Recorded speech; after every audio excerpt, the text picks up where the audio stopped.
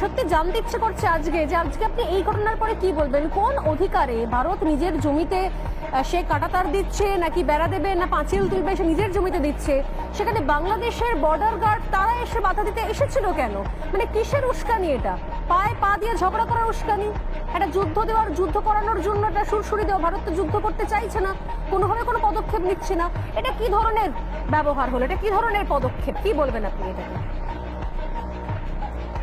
নমস্কার, আমি গর্বিত যে আমার বাংলাদেশে জন্ম হয়েছে এবং বাংলাদেশের বর্ডার গার্ড নিয়ে আমি সম্পূর্ণভাবে গর্বিত এবং আমি এই দেশকে ভালোবাসি।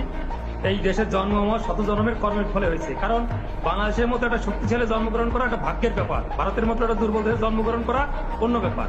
বিমল দা যে বললেন যে আমাদের যে বর্ডার গার্ডে যেটা করছেন আপনি যেটা বললেন, এখানে সীমান্তে নো ম্যানস ল্যান্ড এবং 0 পয়েন্টের একটা ডিস্টেন্স থাকে, তারপর তার নিজস্ব নো ম্যানস ল্যান্ডে 0 পয়েন্টে আপনারা বেড়া দিতে পারবেন না। 2 তারিখ যখন বেড়া শুরু করেন তখন আমাদের বর্ডার গার্ডের মানে আপত্তিতে আপনারা যে বেড়া বন্ধ করছেন তখন ছিল 0 পয়েন্টে। আপনারা আজকে বেড়া শুরু করছেন, দীর্ঘদিতে কাজ চলছে, কিন্তু সেটা 0 পয়েন্ট থেকে আপনাদের সীমানায় করছেন।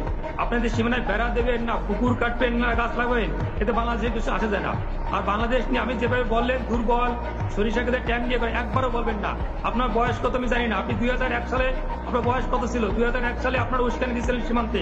সেখানে পাদুয়ায় 16 থেকে 19 এপ্রিল এই 4 দিন যে গন্ডগোল করছিলেন, সেখানে আপনাদের 18 জন বিএসএফ মারা গেছে, আমাদের মারা গেছিল মাত্র 3 জন।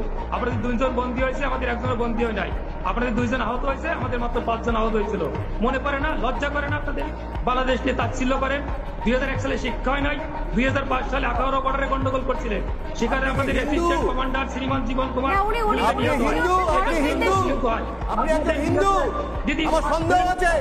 আপনি নাম বাড়িয়ে বসেছেন। বাংলাদেশকে কত বড় আমরা কি নাই? বিমল বাবু যে বললেন 2001 থেকে 2005